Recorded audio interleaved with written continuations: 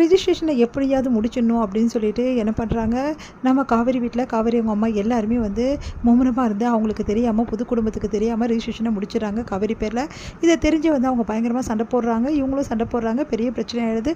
Police வந்து இங்கே பாருங்கள் எதுவாக இருந்தாலும் கோர்ட்டில் பார்த்துங்க, அவங்க தான் ரிஜிஸ்ட்ரேஷன் பண்ணிட்டாங்களே இப்போ எதுவும் பண்ண முடியாதுன்னு சொல்கிறாங்க. அது கேட்டு புதுசாக வந்திருக்க குடும்பம் செம்ம டென்ஷன் ஆகிறாங்க. உங்களால் என்ன பண்ண முடியுமோ பண்ணிக்கிங்க, எங்களுக்கு இதில் சம்மந்தமே கிடையாது அப்படின்னு சொல்லிட்டு சாரதா வந்து வாங்க போகலாம் எல்லாரும் சொல்லிட்டு கிளம்பிடுறாங்க. இதனால் பார்த்தா அந்த புது குடும்பம் செம்மையாக டென்ஷன் ஆகிடுறாங்க. என்னம்மா இது இப்படி பண்ணிட்டாங்க, நம்மளுக்கு தெரியாமல் ரிஜிஸ்ட்ரேஷனும் பண்ணிட்டாங்க, இப்போ எப்படிம்மா அவங்ககிட்ட சொத்தை நம்ம பிரித்து வாங்குறது, இப்போ அப்பா பேர்லேயே இல்லையே என்னம்மா பண்ணுறது அப்படின்னு சொல்லிட்டு அந்த பொண்ணு அந்த பையனும் கேட்குறாங்க. அதுக்கு வந்து இங்கே பாருடி, எப்படியும் வந்து அவங்கக்கிட்ட அந்த சொத்தில் பங்கு வாங்கியே தீரணும், அப்போ தான் உன் அண்ணனுக்கு நல்ல பிஸ்னஸ் வச்சு கொடுக்க முடியும், உன் வாழ்க்கையை சீர்படுத்த முடியும், வேறு வழியே கிடையாது. அவங்க சென்னைக்கு தானே போயிருப்பாங்க, நம்மளும் அங்கேயே போகலாம், என்னம்மா சொல்கிற, அங்கே போனால் நியாயம் கிடைக்குமா, ஏதாவது ஒரு வழி கிடைக்கும், நம்ம நேராக போயிட்டு இவரோட ஃப்ரெண்டு இருந்தார்ல அந்த பசுபதி, அவர்கிட்ட போய் பேசுவோம், அவர் ஏதாவது சொல்லுவார் கண்டிப்பாக, என்ன பண்ணணும் ஏது பண்ணணும் அவங்க அட்ரஸ் எல்லாம் அவருக்கு தான் தெரிஞ்சிருக்கும், நம்ம போகலாம் அப்படின்னோடனே சரிம்மா அப்படின்னு சொல்கிறாங்க ரெண்டு பேரும். இங்கே வந்து அப்பாடா இவங்க தொல்லையிலேருந்து மீண்டும் நம்ம முதல்ல வீட்டுக்கு போகணும், அப்போ எப்படியோ ரிஜிஸ்ட்ரேஷன் பண்ணிட்டோம் அப்படின்னோடனே சரிம்மா ரிஜிஸ்ட்ரேஷன் பண்ணிட்டோம், அந்த பணம் அப்படின்னு சொல்லிட்டு கங்காவும் யமுனாவும் வந்து கேட்குறாங்க, ஏண்டி இவ்வளோ பிரச்சனை நடந்திருக்கு, இவ்வளோ கஷ்டப்பட்டு ரிஜிஸ்ட்ரேஷன் பண்ணியிருக்கோம், உனக்கு பணம் தான் முக்கியமா அப்படின்னோடனே அப்படியே பார்த்து வந்து வேறு எதுக்காகம்மா ரிஜிஸ்ட்ரேஷன் பண்ணுது, என் பங்கு எங்களுக்கு கொடுத்தா தானேம்மா வேலை ஆகும், அதுக்காக தானே ஒத்துக்கணும் அப்படின்னோடனே அடிப்பாவீங்களா இப்படி அடி சுயநலமாக இருப்பீங்க அப்படின்னு சொல்லிட்டு பாட்டி சொல்கிறாங்க. நாங்கள் என்ன பண்ணுறது, எங்களுக்கு இப்போ பணம் வேணும், அதுக்காக தான் வீடு விற்றீங்க, இப்போ பணம் கொடுத்தா தான் உண்டு, அதுக்கப்புறம் அவங்கெல்லாம் வந்துடுவாங்க, அதுக்கப்புறம் அதிகமாக பங்கு வச்சு எங்களுக்கு கம்மியாக வந்தால் என்ன பண்ணுறது, அடிப்பாவி அப்படின்றாங்க சாரதா. எங்களுக்கு ஒரு வழி இல்லைம்மா அதான் கேட்குறோம் அப்படின்னோடனே எங்கள் காவேரி வராங்க, காவேரி விஜய் வந்துட்டு இந்தாங்க செக்கு அப்படின்னு சொல்லிட்டு அத்தை பிடிங்க அப்படின்னு சொல்லிட்டு கொடுக்குறாங்க.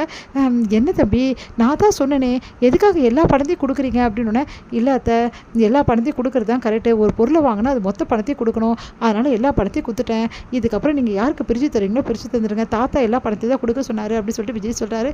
அதை கேட்டு பார்த்தீங்களாடி இப்படி இருக்கவங்கிட்ட இப்படி பேசுறீங்க அப்படின்னு சொல்லிட்டு டென்ஷன் ஆகுறாங்க. உடனே வந்து சரிம்மா அதில் எவ்வளோ அமௌண்ட்டு யார் இருக்குன்னு சொல்லிட்டு இங்கே பாருங்கள் தம்பி, ஏன் பங்கு அதுக்கப்புறம் வீட்டில் இருக்க பங்கு எல்லாமே உங்ககிட்ட இருக்கட்டும், இவங்க 2 பேர் பங்கும் கொடுக்கணும் தம்பி, ஏன்னா நம்ம வீட்டில் அவ்வளோ பாதுகாப்பு இல்லைல்ல, அதனால் நீங்களே வச்சுக்கோங்க, எப்போ தேவையோ அப்போ கேட்டு நான் வாங்கிக்கிறேன் அப்படின்னு சொல்லிட்டு சாரதாம்மா சொல்கிறாங்க. உடனே வந்து ஆமாங்க நான் அம்மாவுக்கு எதுவும் தேவையில்லைல்ல, தேவைன்னா வாங்கிப்பாங்க, ஏன்னா வீட்லேயும் பாதுகாப்பாக இருக்காதுல்லனோ சரின்னு சொல்லிட்டு விஜயும் சொல்கிறாரு.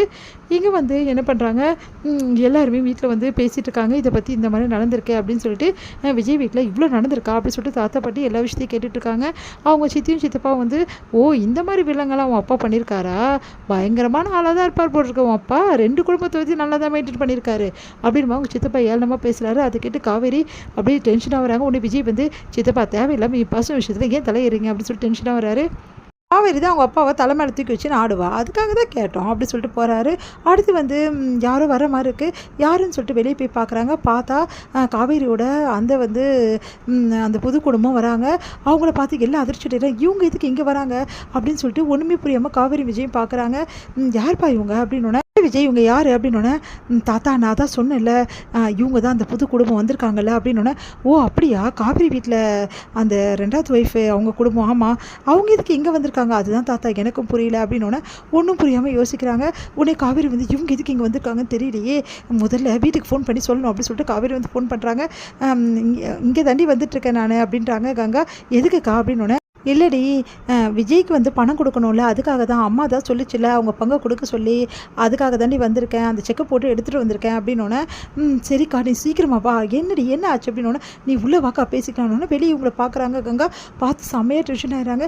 என்னடி நடக்குது, இவங்க எதுக்கு நீங்கள் எதுக்கு இங்கே வந்திருக்கீங்க அப்படின்னு சொல்லிட்டு கங்கா டென்ஷன் ஆகிறாங்க. அதான்க்கா எனக்கும் தெரியல அப்படின்னு சொல்லிட்டு கங்காவை பார்த்துட்டு காவேரி சொல்கிறாங்க, நீங்கள் யாருங்க எதுக்காக இங்கே வந்திருக்கீங்க அப்படின்னு சொல்லிட்டு தாத்தா பாட்டி கேட்குறாங்க.